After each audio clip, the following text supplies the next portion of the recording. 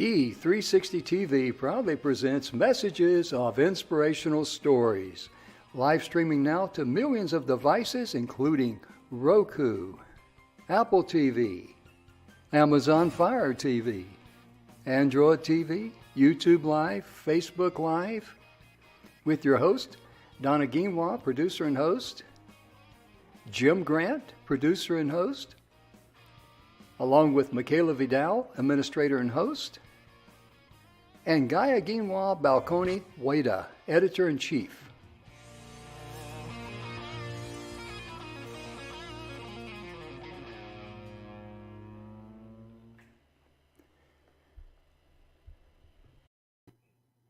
Hello, everyone. How you doing today? It's so good for us to be here with you. We're waiting for Emerson to join us. He's still got to put some quarters into the machine there to get it going. And we're so happy that you're with us today. We're going to be continuing. There's a lot of information in this book right here. Success Through a Positive Mental Attitude. As you can see, it's been well worn. Got some little bit missing there, but there's a ton of information in there. We want to share information with you and also some ideas, and Emerson will be here with us shortly. But to begin with, I'd like to start with the 17 principles. They talk about in the book having a positive mental attitude. That is the first thing that you should have in your life, because that's what attracts the things that you want in your life. And I'm not necessarily talking about money or anything like that. I'm talking about like causes and that sort of thing. And Emerson just popped in there.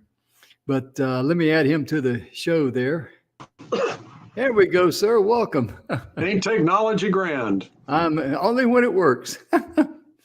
I was just talking to him about the 17 success principles and just starting. And in the 17 success principles, the first one is a positive mental attitude. Mm-hmm.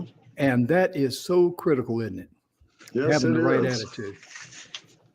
And like we've talked about on other shows, it's not about being a Pollyanna or seeing the world through rose-colored glasses. It's about recognizing that, and I think the Oriental concept of yin and yang is a great way to think about it. Mm-hmm. Is that you can look at everything as the bad and the dark and the negative and how it's another setback and everything else, or you can look at it from the other perspective. It's all a matter of perspective.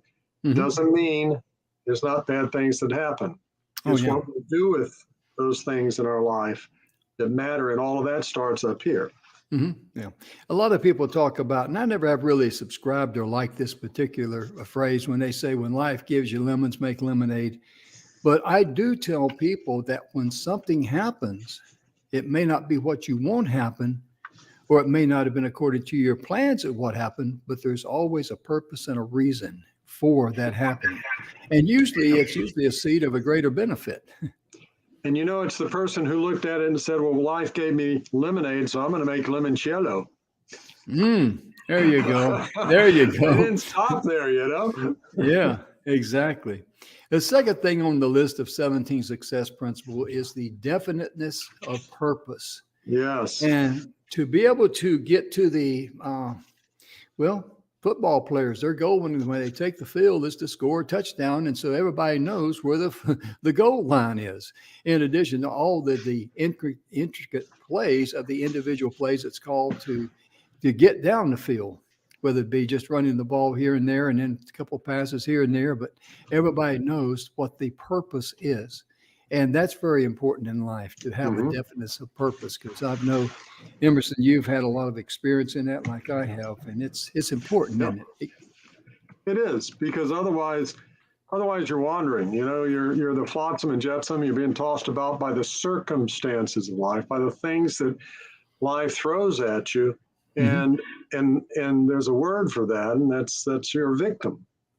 Right. And it's tough, and your heart goes out to people who feel like they're victims, and you don't know how hard their life has been, and all of that's true.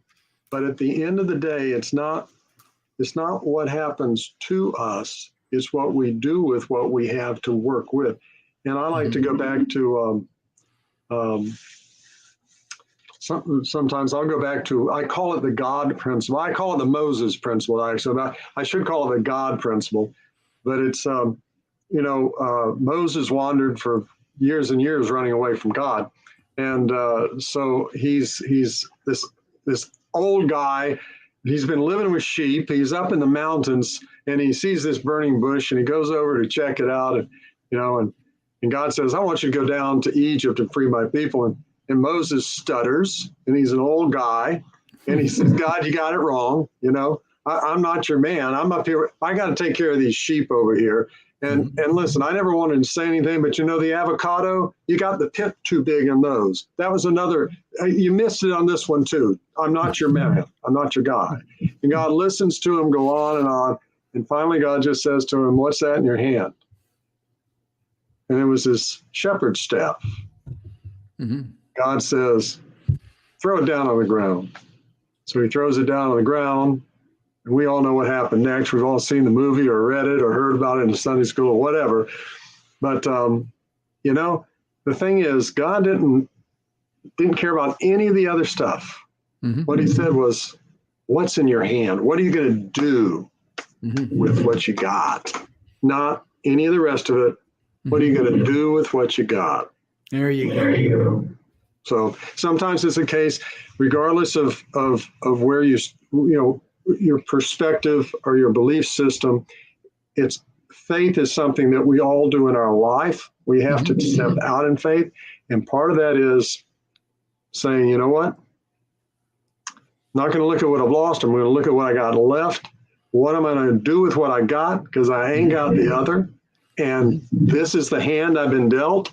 I got to play it for all it's worth because it's the only hand I got. It's the only hand I got. So I got to play it. Yeah. And what's really amazing too. Well, I just mixed a whole bunch of metaphors there, didn't I? Yeah, you did. Yeah, you did. That's okay. That's cool. I got Moses, snakes, Egypt, card games. Yeah. Don't forget the sheep. Don't forget the sheep. Yes. Yeah. Don't want to be a sheep. One of the things that stops people from being successful in life is that they're not willing to, or they quit too easy. Let me say it like that.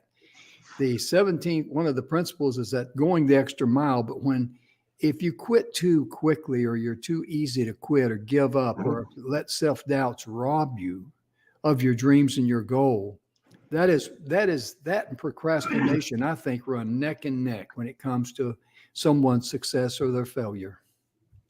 Well, it's true. It's true. And there's a great life story in there. And I want to say it was Admiral Byrd. I could have it wrong. One of the viewers might correct us. But he actually made it to the South Pole or close to it. But coming back, they were just caught in terrible conditions. And literally, they died and froze in their tent just a few miles from their destination. This isn't a judgment about them giving up, but it's the concept that you never know how close you are. Then you take another Arctic or Antarctic explorer, Shackleton. And Shackleton's crew, their ship was caught in the ice. And they were stuck there eating. They weren't set up to be stuck in the ice, and they were there for, I want to say, 18 months. It was a long, long period of time. And finally, a handful of them were able to kind of jimmy together awning and stuff on one of the lifeboats, and they sailed like 1,000 miles or more to one of the nearest islands off the coast of, I believe, Africa, and found rescue and came back, and not a single person died. Wow. The entire exploration group. And so there's just amazing tenacity, or there's amazing power in just the tenacity, that unwillingness to just quit. But the persistence and the insistence. Now, having thus said, it also makes sense to step back and look at how I can work smarter, not just keep working harder. If they just kept hunting penguins, and trying to keep warm, in the blizzards on the South Pole, or in Antarctica, nothing would have happened. Just doing more of the same just gets you more of the same. And it was Einstein, I think, who said, that thinking I'm butchering the paraphrase, but thinking that you can just keep doing the same thing and get different results is the definition of insanity. Mm-hmm. That's Einstein. Mm-hmm. So we have to be willing to look, and here again, stepping back. It's not just about being positive and chirpy all the time. It's stepping back in the midst of the circumstance. Yeah, you're exactly right. And seeing, where is that possibility? Where's that option? Where's the advantage I can have? And you're back, military guy. I mean, over, above, around, or through, right, Jim? Oh, yeah. When the going gets tough, the tough gets going. That's right. That's what they talk about there. And I'm looking for a quote that I saw earlier about Einstein that I really liked. And I'm really hoping to find it here real quickly because you mentioned that. And he was really brilliant. And this particular quote I really like, and I'm hoping I find it here real quickly. Let's see. Is that it? Nope. I apologize. I should have already had that pulled up. But when it comes to, No, go ahead and look it up, Jim. Okay. All right. I'll let you talk there a little bit. Yeah, because, I mean, Einstein is a great example. And we've talked in other shows, about the discovery of the light bulb, right? And how 10,000, how in the world did you go through 10,000 failures? And and looking at all of these things from a perspective of a normal perspective. Mm-hmm. But what was the response to that?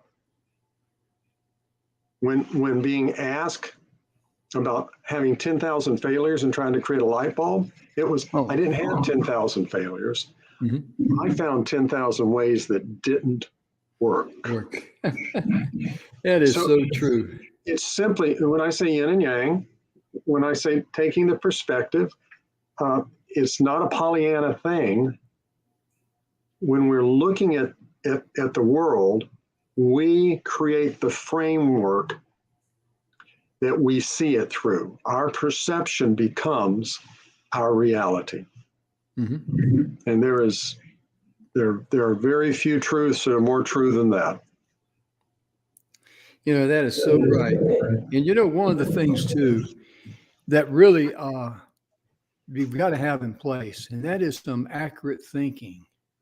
Mm-hmm. And if you're like me, to get good, accurate thinking, you need a good source of people to talk to. Like I have Emerson, I have Donna.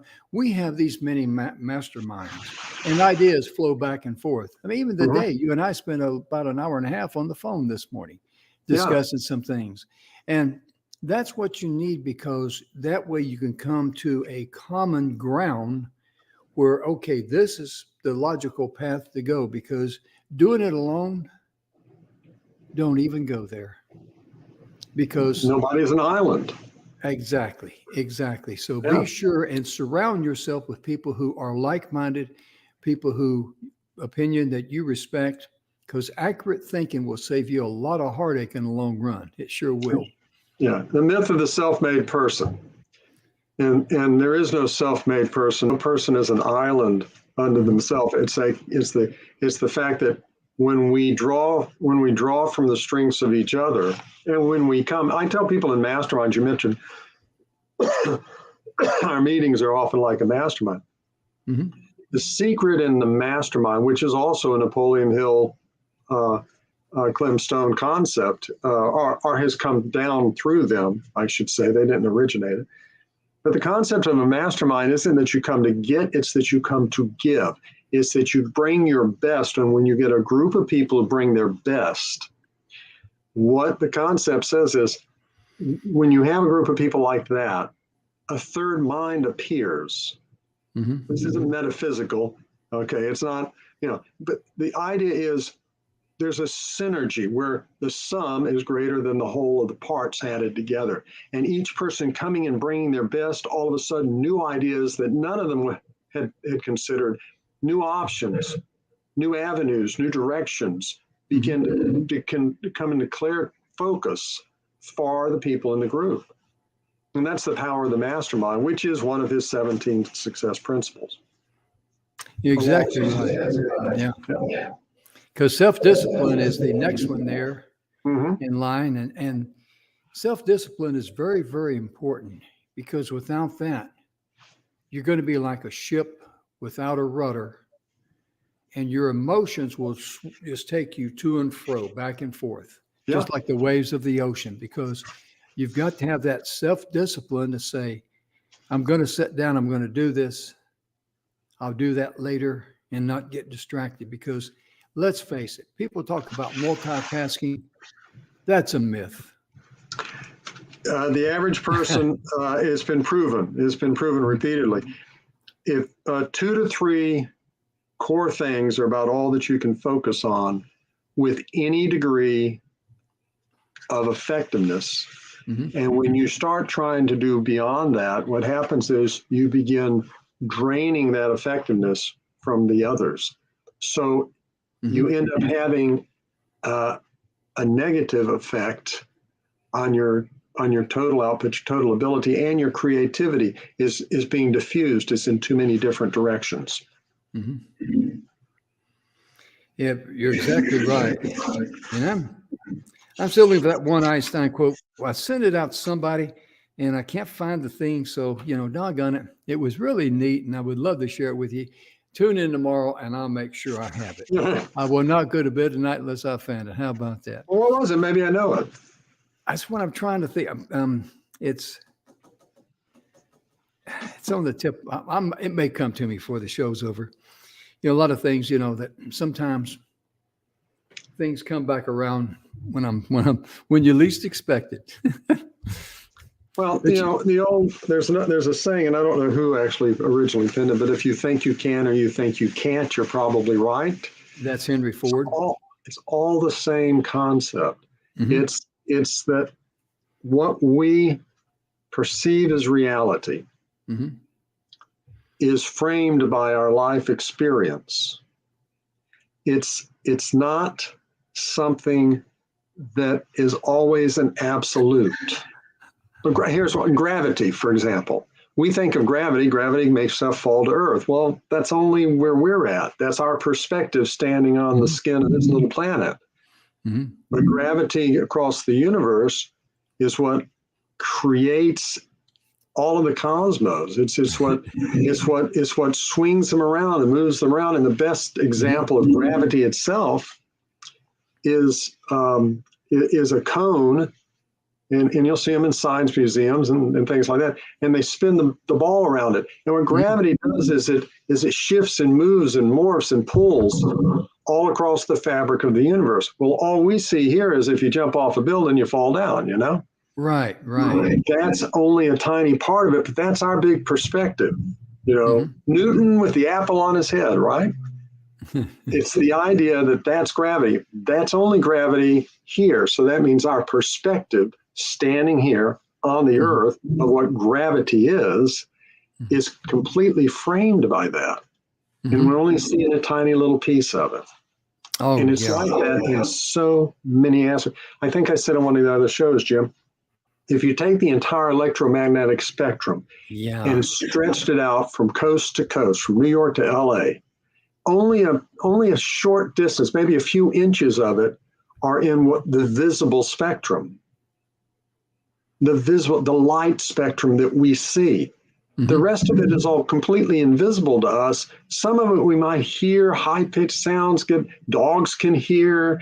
You get past ultraviolet, you can't see it, or you get into radio waves, but all of that is part of that spectrum.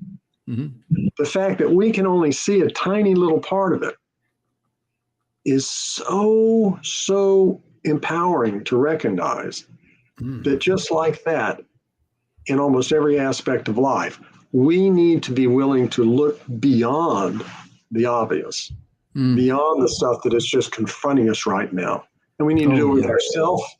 We need to do it with our children, with our family, with our businesses, with our clients, with our vendors, with the people that are waiting on us and serving us. and recognize that there's amazing opportunity and value out there. We just need to be willing to step back get back from our own bad self and look at it from a little bit different perspective. Oh, yeah.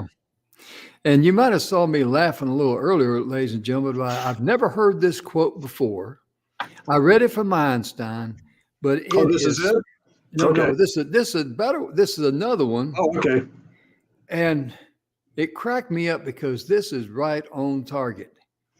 If you can't explain it to a 6-year-old, you do not understand it yourself. Ah, that's great, isn't it? Yeah.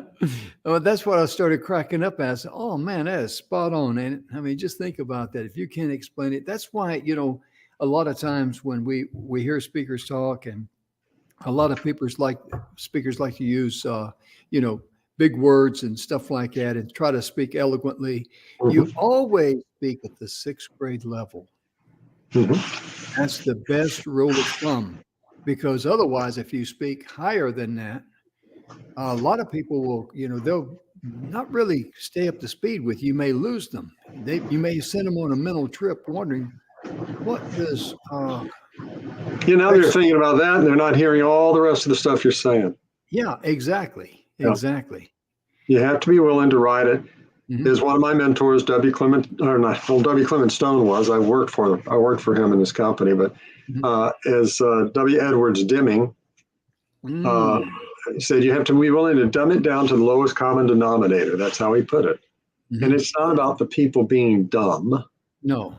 It's about being clear in our communications. And if it doesn't help, if the person doesn't normally use a particular word, elevating the precision of our speech to some highfalutin level doesn't help get the message through.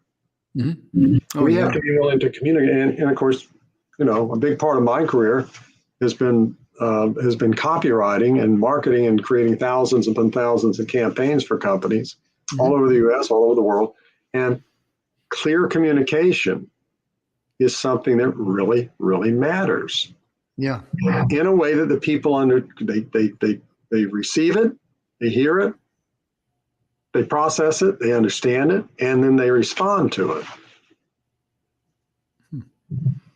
Yeah, but I really like that. If you cannot explain it to a 6-year-old, you do not understand it yourself. That is a good thing to remember. And that's from one of the brilliant minds of our brilliant minds of the last 100 years. Yeah. Yeah, it sure is.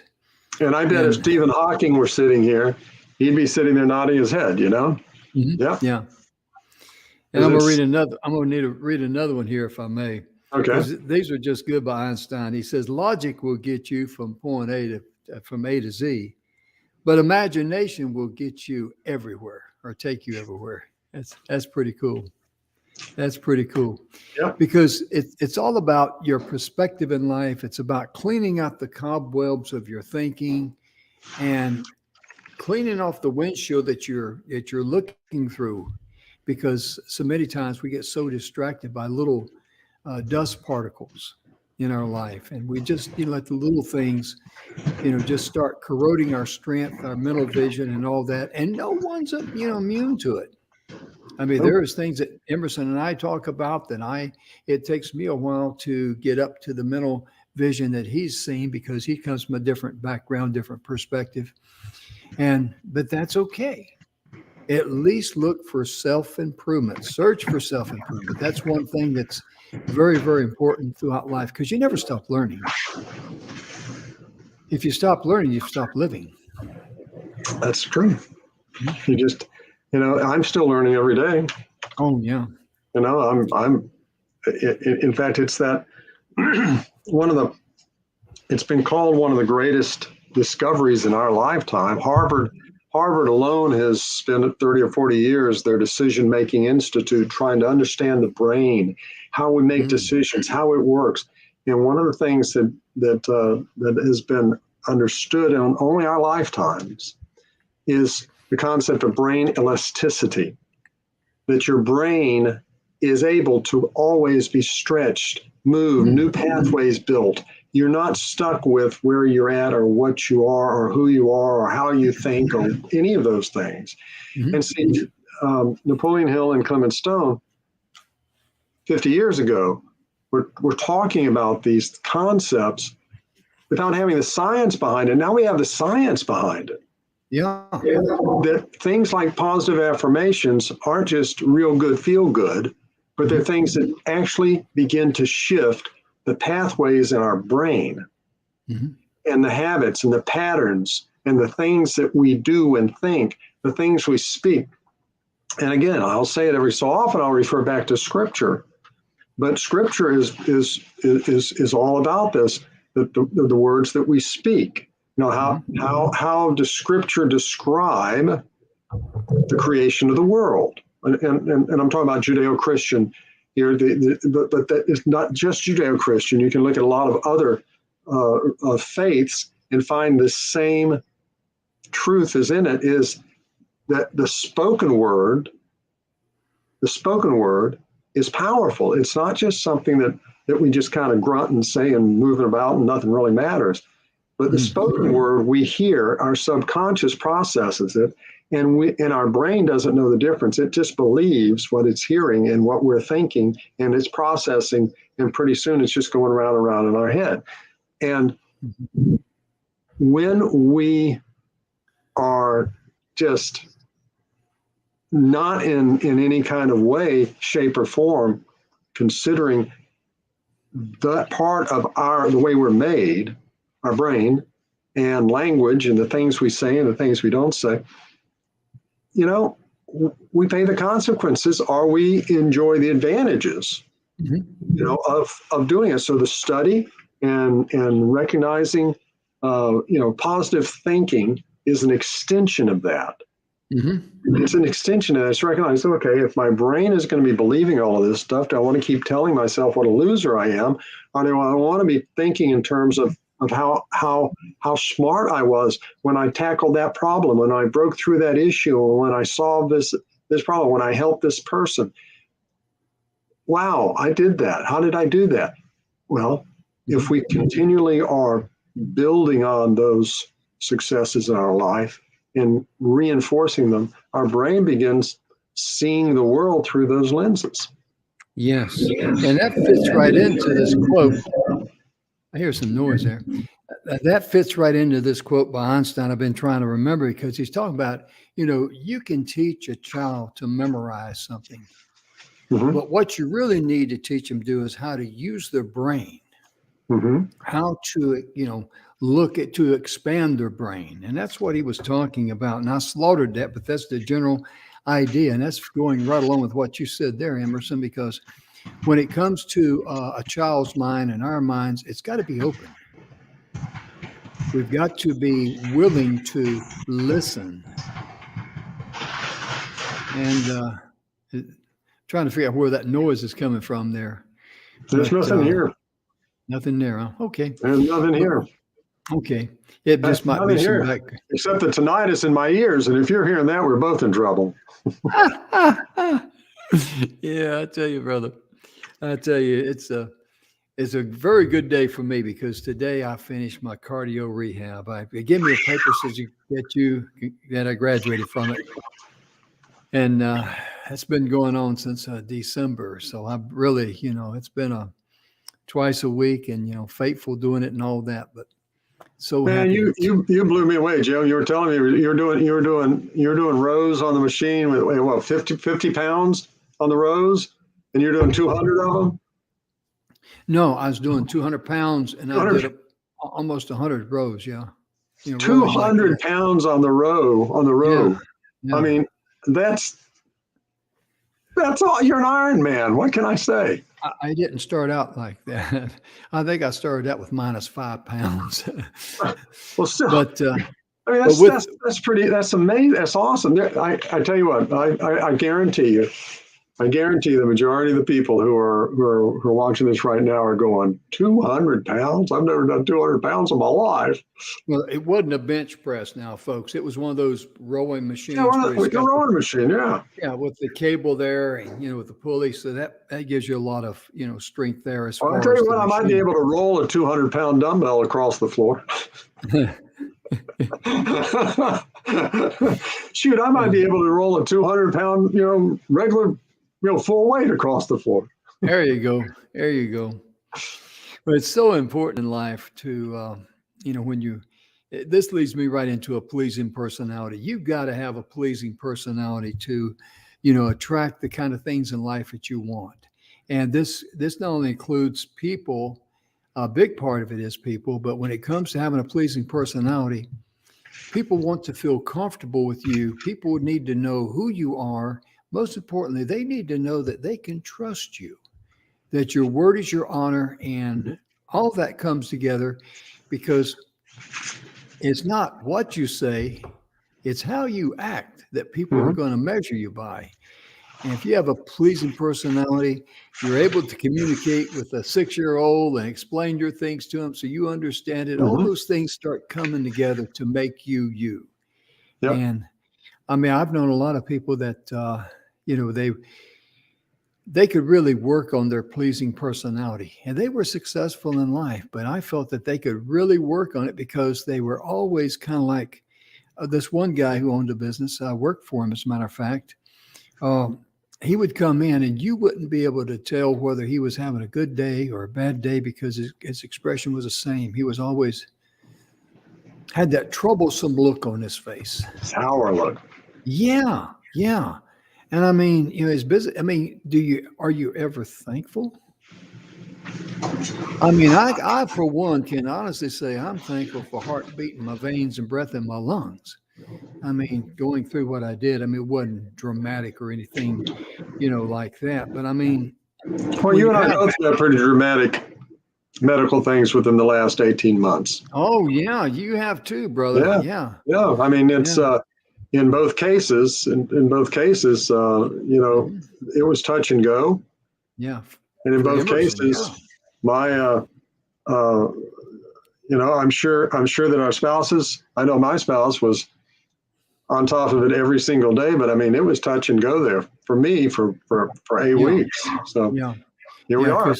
Yeah. But for me, it was just a mild heart attack, open heart surgery, and 4 bypasses. That's it.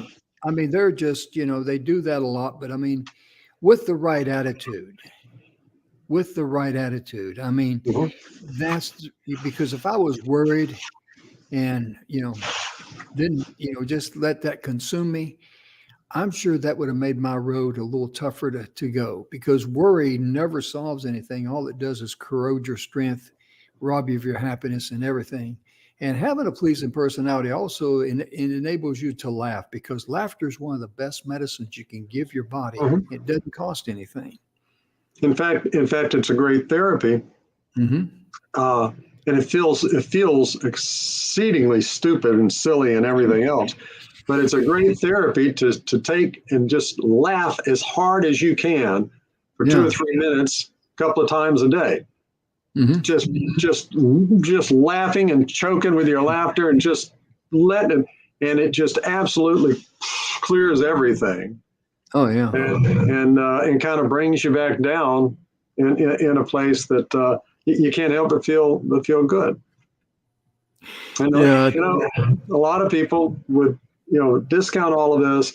None of this matters. Blah blah blah.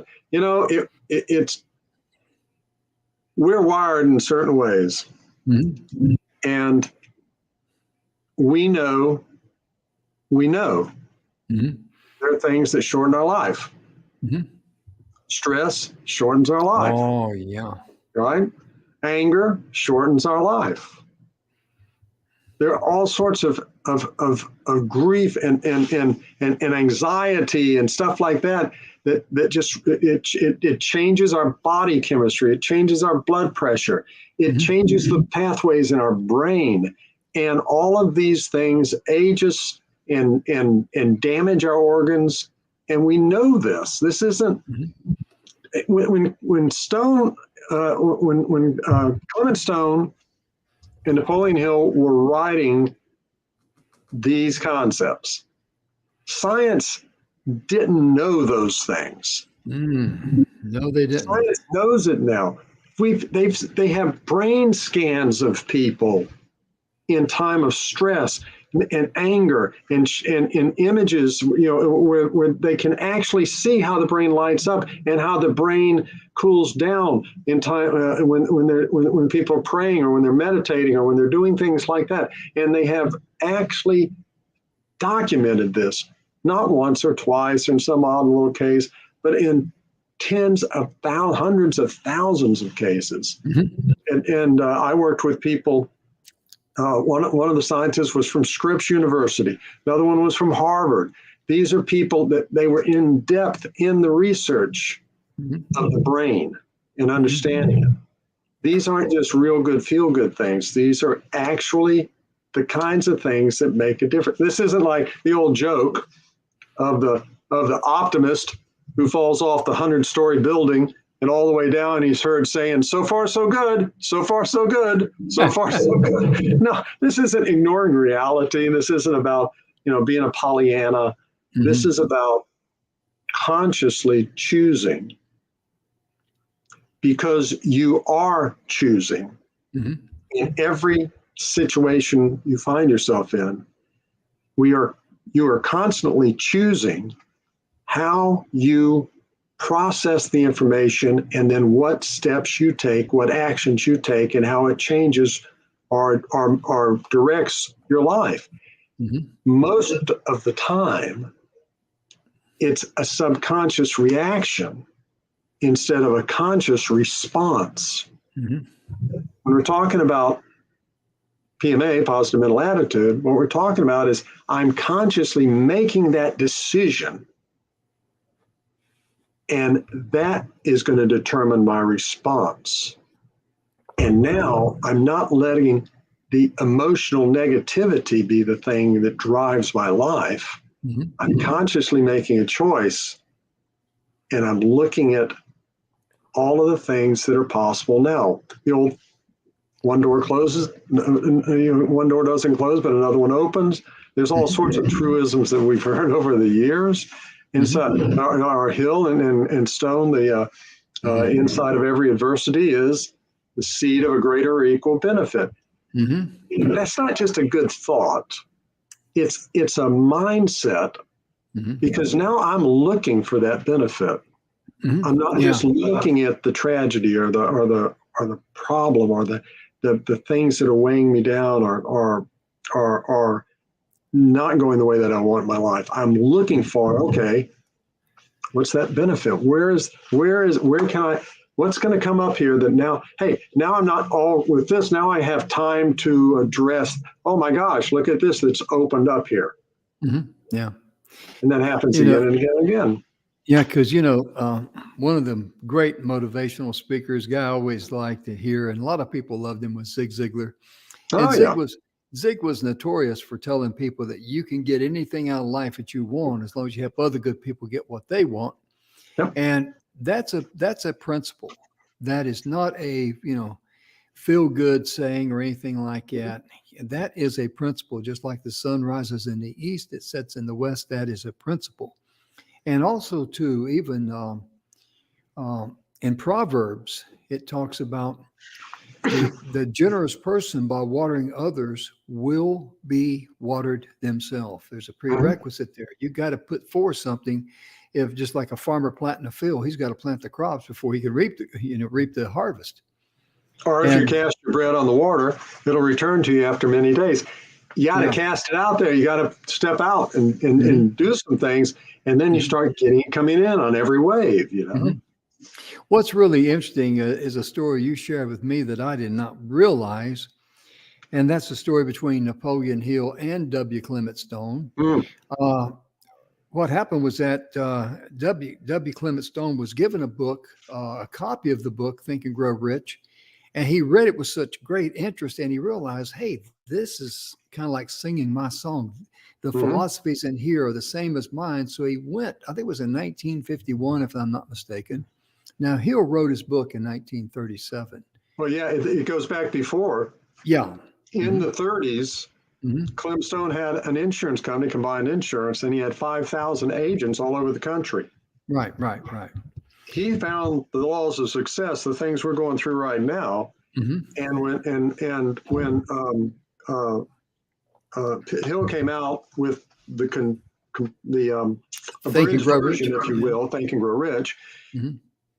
Stone ordered a copy and had for all 5,000 of his insurance salespeople and had mm-hmm. it shipped to them all over the country. And he didn't stop there. The entire culture of combined insurance began being built around these same principles that we're talking about here. I mean, mm-hmm. sales meetings and staff meetings and things like that when I worked in Combined was unlike any that I've ever been in before or since, because these were the things we were talking about. What we're talking about right here. Exactly. These concepts that we're talking about right here, and the whole company from the top to the bottom, the whole company thought and worked that way. And Hill was Stone was so impressed with Hill. He went out to Glendale, California, because at that time, I think Hill was about 68 years of age, and he was kind of retired, and Stone was able to coax him out of retirement, and they did several things. One of the things they did was create the book Success Magazine, and of course they wrote this book here together, Success to a Positive Mental Attitude. But the thing that I wanted to mention that I did not realize prior to Stone getting involved and encouraging Hill to come out of retirement and to be able to do something more, that's when Hill actually became so universally known. Yes.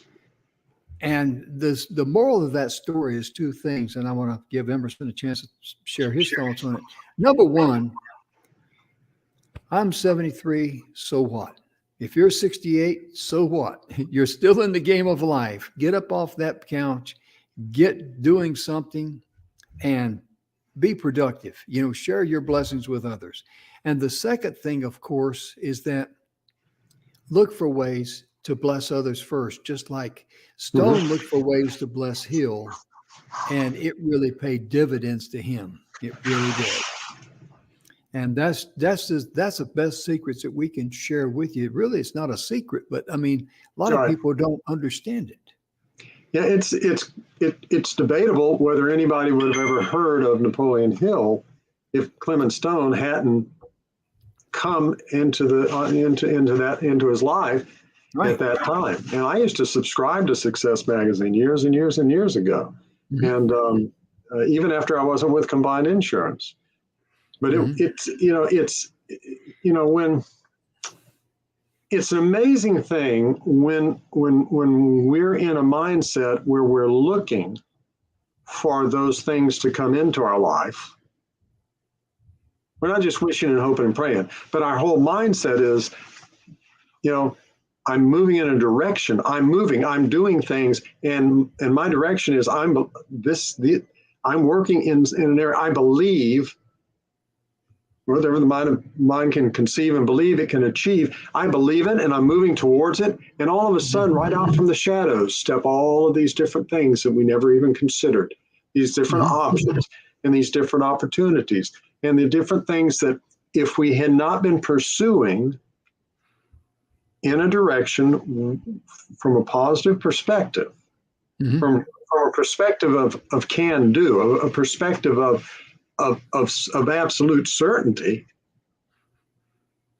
Not that this circumstance or that circumstance, how can you ever know? It's like, no.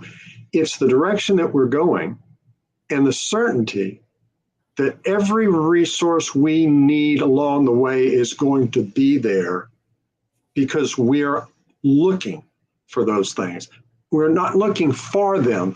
Our antenna are up. And when they show up, we recognize it.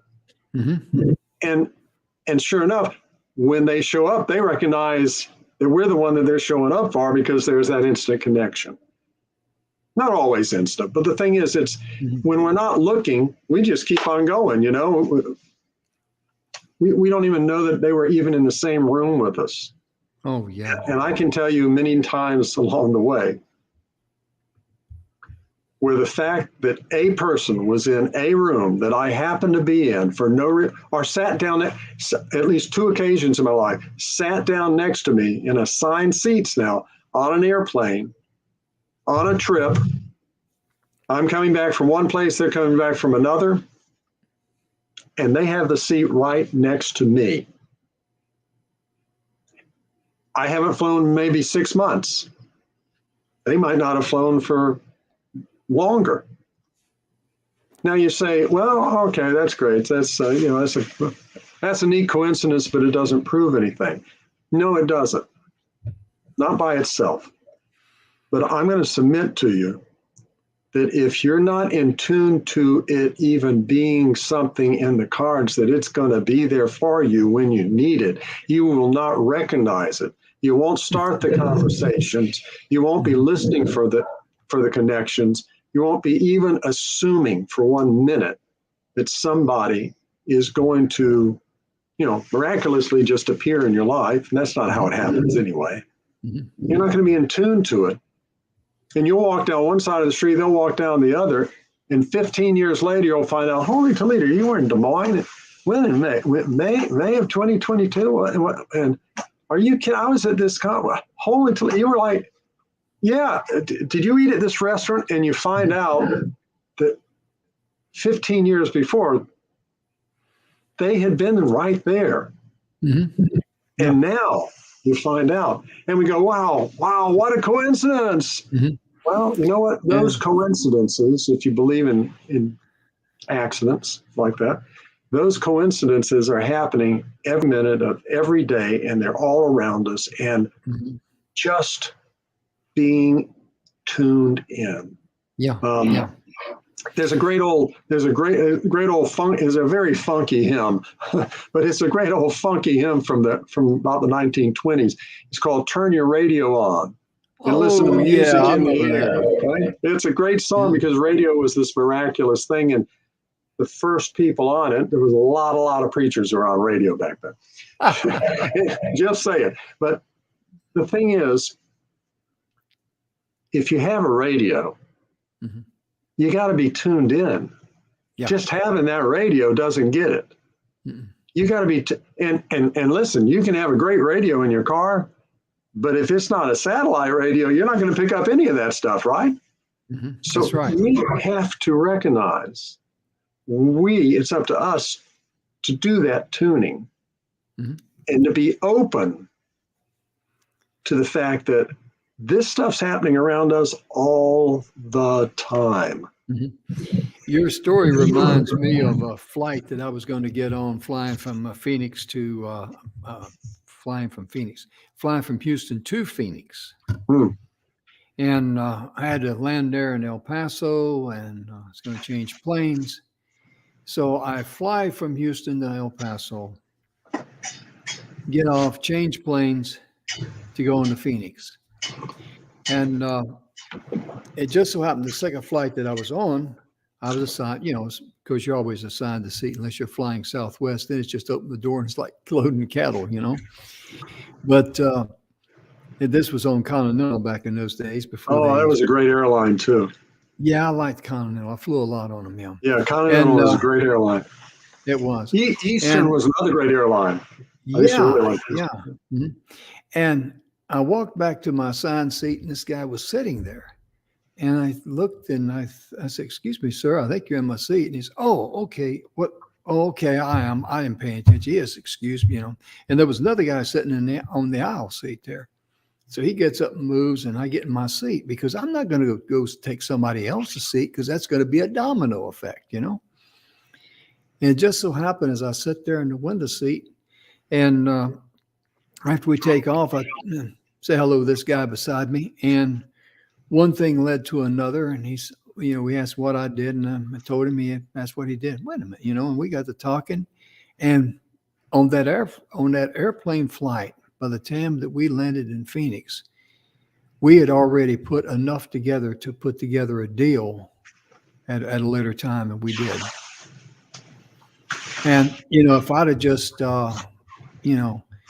So, well, guys, in my seat, I'll take somebody else's seat, or if I never said hello to the person, because a lot of people, they get on an airplane and they just don't, you start open up a book or sit there and look at their phone, or they just block We've all everybody done out. it. Yeah, we've all done Yeah. Yeah. Yeah, especially nowadays if you're playing Wordle. I don't know if you've tried that or not, but I started that just about a couple of weeks ago. And every morning we get up, we got to do our Wordle, it. Well, before And- that, for a number of years, there was Sudoku. You'd go on the plane, and in every other seat, somebody be playing Sudoku.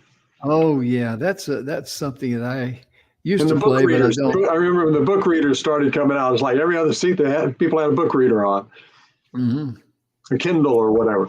Oh yeah, Kindle. Yeah. Yep. But it's really amazing how we can get caught up in ourselves and what we deem to be important. And it's really not about us. It's about, it's about living our life and, having your receiver on, like turn your radio on, Yes. because things are going to come to you. And if you're sitting there and you're blind and you're not looking, or if you're mentally, listen up, if you're not mentally prepared, I mean, the catcher behind the plate, even though he may be squatted down, he's got the mitt and he's got to be mentally prepared to catch that ball. Otherwise, he's going to catch it in that grate on his face. Yeah. It could be, it's just a new experience to say, like a wake up call. But a wake up call. There you go. Yeah. It's, but it's important in life because the things that I really find in my life about the way the universe works, I'll just say it like that. I mean, you would think, as dumb as I am, it would use a bullhorn and holler, "Hey, Jim," but it doesn't. The world doesn't turn like that. It kind of like taps you on the shoulder. Oh yeah. It just slowly, just lightly gets your attention. But if you're all consumed with fear and you're all consumed with your life and what's going on, and you don't have a pleasing personality, and you're just, you just got a lot of mental baggage up here that you really need to get rid of. I mean, it's just going to pass you by because mentally you're not ready to receive that particular blessing in life. I'm going to interject something here because pleasing personality, which I think is probably the last one we're going to work on today. That's point 8. Yeah, we only got 3 minutes. Some people might say, well, I just say what I think or I feel, or people are, I'm an introvert, or I'm a this, I'm a that, I'm a whatever. Here to me, okay, in my life, what I found, the key to a pleasing personality, I find, is becoming interested in other people. Now, Dale Carnegie famously said, and I'm paraphrasing it, the sweetest sound to anybody is their own name. I personally make it a point of trying to find out somebody's name, whether it's a server or whether I'm sitting to them next to on a plane, or what, but and begin a conversation, but being interested in them. I mean, I'm going to say it like you're all here in a room. By a show of hands, how many of you have ever been on a date and all the other person wanted to do was talk about themselves? Nobody. It's like that probably was a one-day date, right? Oh yeah. But if you can become genuinely interested in other people and recognize the incredible richness and the value that other people can bring to your life, and conversations just take so many interesting twists and turns. And now, if you simply become interested in somebody else and are asking them about themselves, about their family, and I don't mean in a prying or creepy way. Right. I just mean just being interested. And you know what? If somebody doesn't want to talk, fine. That happens, 5% of the time. More of the time, they'll just open right up and the conversation will flow. But it starts by asking them or making a comment to them that gets them to talk with you. It's not about you talking. Exactly. And what's the old adage in sales, right? God gives us one mouth and two ears. Right. Right. Sales is about listening too. So many salespeople just talk a sale to death. Oh yeah. Right, Jim? Right. Yeah. You know what I mean? Yeah, because I remember one time we were out and on a sales call, and the guy was writing out the check, and I said something, and the guy with his left foot bumped my right foot, and I looked at him and he said, like that. And then after we left, he says, "You don't ever interrupt somebody when they're writing a check." Or you don't say anything to somebody when they're writing a check, because if they stop, they may not start again. Yeah. And that was a lesson I learned. So I wanted to share it. So if you ever, out there, yeah, it is. It's true. And if you ever have a good a person you feel is a really good salesperson, it's not somebody who just backed you in a corner, twisted your arm, handled objections, the old, having an answer for every objection. It's the person who was interested in you and what you were looking for and what you were trying to accomplish. And it's that same thing, whether it's a date, whether it's buying a car from somebody, whether you're sitting next to a plane with a total stranger, or whether you're at a networking event, it's that being interested in that other person and just being human. Yes, and you know what? If that doesn't open up the floodgates for the conversation and lead to things that are just amazing, there, 6 or 8 billion other people in the world. But you don't have to try to talk and impress and badger a conversation, or it's none of that stuff. Just be interested in the person. Yeah. One thing I'd like to interject before we close, we got about 1.5 minutes left, and that is one of the things that I used to do when I was going out on sales. If someone offered me, and I'm in their office, if someone offered me, "Would you like a cup of coffee?"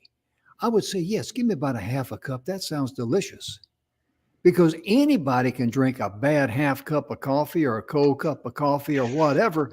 My point being, I've been with salespeople out there. "Would you like a cup of coffee?" "No, thanks, I'm fine." They offered you a cup of coffee. They're offering friendship. That's like them holding out their hand to shake your hand. It's a generosity. It's a thing of generosity. And it builds great rapport, and say, "Thank you so much." And, drink that cup of coffee. I mean, you may have to, you might regret it later. I mean, I've only had 1 or 2 half cups of bad coffee or something like that. But the fact of it is, the rapport that you build there, oh my goodness. Yeah. I mean, it's just amazing. It's a powerful thing. It really is. A powerful thing. Giving people a chance to give is a powerful, powerful thing. And especially if they offer it to you, that means they automatically like you, because they're not going to offer you a cup of coffee if they don't like you. You know, that's for sure. Our time is almost gone. We're about, it is gone. We got to get out of here, ladies and gentlemen. We'll be back tomorrow. And thank you so much for tuning in. Be sure and like the show and share this show with someone that you know that can benefit from what we're sharing. We're going to be back tomorrow. We're going to be picking up some more on these success principles, and we're going to be rocking and rolling. And thank you so much for tuning in. We'll see you tomorrow. Bye-bye.